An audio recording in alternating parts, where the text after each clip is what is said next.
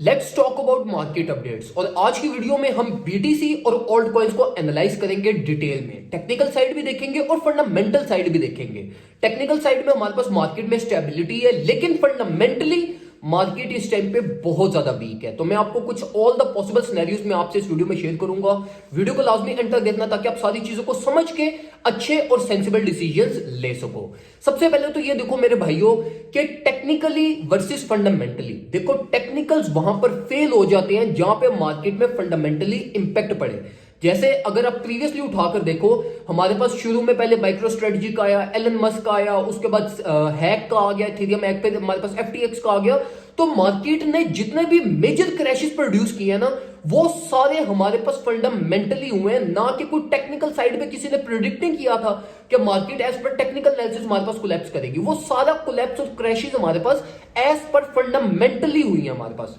तो देखो सबसे पहले हम मार्केट को टेक्निकली एनालाइज करते हैं, फिर मैं आपको रिस्क टू रिवॉर्ड रेशियो के अकॉर्डिंगली एक्युमुलेशन के बारे में गाइड करूंगा, और फिर हम फंडामेंटली डिस्कस करते हुए हम सारी चीजों को कंक्लूड करेंगे कि अभी हमें मार्केट में करना क्या चाहिए। देखो इस टाइम पे पहली चीज तो यह कि ऑल्ट कॉइन से दूर हो जाओ। और ऑल्ट कॉइन से दूर होने की वजह यह हमारे पास कि देखो जब भी मार्केट पे फंडामेंटली प्रेशर पड़ता है ना, तो ऑल्ट कॉइन्स में से इन्वेस्टर अपना पैसा निकाल लेते हैं, क्योंकि उसको नहीं पता होता कि यार ये हमारे पास कॉइन सर्वाइव कर पाएगा नहीं कर पाएगा।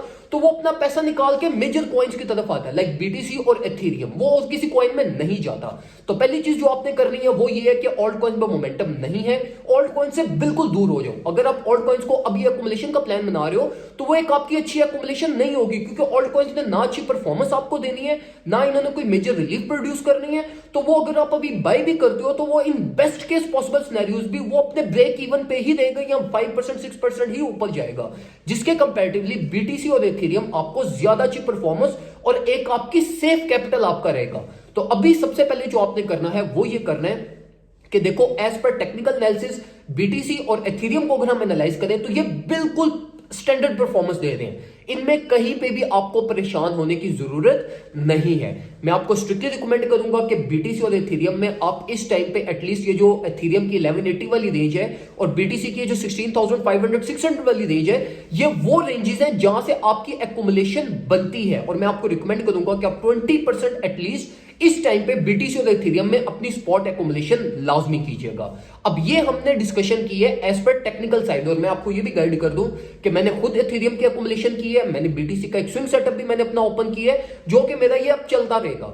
और ये एक्युमुलेशन करने की वजह ये है कि देखो ये जो प्राइस टैग्स अभी चल रही है ना बीटीसी और एथेरियम की, ये वो प्राइस टैग्स है कि अगर हमारे पास बीटीसी यहां से फर्दर डाउन फेल भी करता है ना, तो ये वाले प्राइस टैग्स रिकवर कर जाएंगे। तो इसके लिए आपको इतना ज्यादा परेशान होने की जरूरत नहीं है, लेकिन ये एक्युमुलेशन आपकी स्पेसिफिकली सिर्फ बीटीसी और एथेरियम में होनी चाहिए। अब देखो यहां पर जो सबसे ज्यादा इंपॉर्टेंट चीज है वो ये है कि आपकी रिस्क टू रिवॉर्ड रेशियो आपकी परफेक्टली होनी चाहिए। अगर तो आपकी फ्यूचर्स ट्रेड में 2 से ज्यादा ट्रेड्स ऑलरेडी ओपन है तो मैं आपको स्ट्रिक्टली रिकमेंड करूंगा कि आप कोई भी स्पॉट एक्युमुलेशन ना करना, ना ही आप कोई फ्यूचर्स ट्रेड में अपनी न्यू ट्रेड ओपन करना, क्योंकि ये अभी जो प्राइस टैग्स चल रहे हैं ना, ये रिस्की प्राइस टैग्स चल रहे हैं, जिसमें अगर आप मार्केट में अभी लालच करके अगर ऑलरेडी आपकी कोई 1-2 ट्रेड चल रही है तो आप तीसरी ट्रेड ओपन कर रहे हो तो ये आपके पूरे कैपिटल को स्टक कर सकते हैं। तो इट्स बेटर कि जो आपकी पहली मार्केट में जो आपके ऊपर बर्डन पड़ा हुआ है उससे पहले साइड पे आओ और फिर नई ट्रेड्स की तरफ आओ।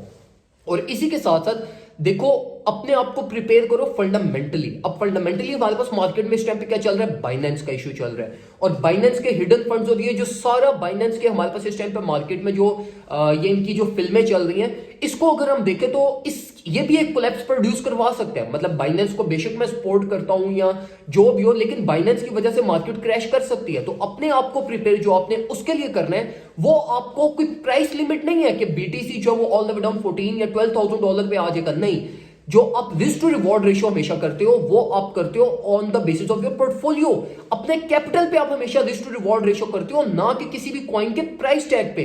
तो अपने पोर्टफोलियो को देखो और at least minimum of 50% of your portfolio आपने वर्स्ट केस पॉसिबल सिनेरियोज के लिए रखना है, चाहे वो फिर हमारे पास $10,000 पे हो, 8,000 पे हो, 12 पे हो, 14 पे हो, वो डिपेंड नहीं करता। लेकिन मार्केट जो मेजर क्रैश लेगी उस क्रैश में आने से पहले आपके पास एटलीस्ट 50% ऑफ योर पोर्टफोलियो आपका यूएसडीटी या स्टेबल कॉइन्स के अंदर होना चाहिए। मार्केट में इस टाइम पे सिर्फ फियर चल रहा है, मार्केट टेक्निकली बिल्कुल परफेक्टली चल रही है। जिस तरीके से प्रीवियसली हमने $16,000 से बाइंग करके ऑल द वे $18,000 तक प्रॉफिट सिक्योर किए थे, और वो किस में हमने सिक्योर किए थे? All in fear. मतलब उस टाइम पे भी मार्केट में मैक्सिमम फियर था। तो अभी भी सिर्फ रिस्क टू रिवॉर्ड रेशियो करो, मार्केट में मैक्सिमम फियर चल रहा है, मार्केट टेक्निकली अपनी एक ओवरसोल्ड जोन में चल रही है, ये एक अपॉर्चुनिटी है आपके पास। आप रिस्क टू रिवॉर्ड रेशियो करते हुए अपनी एक्युमुलेशन करो, जो कि आपको रिलीफ में प्रॉफिट जनरेट करके देगा। दुआ में मुझे याद रखिएगा, वीडियो को लाजमी लाइक कीजिएगा, कमेंट सेक्शन में कोई और चीज पूछना चाहते हैं मेरे से वो लाजमी पूछिएगा, और चैनल को सब्सक्राइब लाजमी कर दीजिएगा।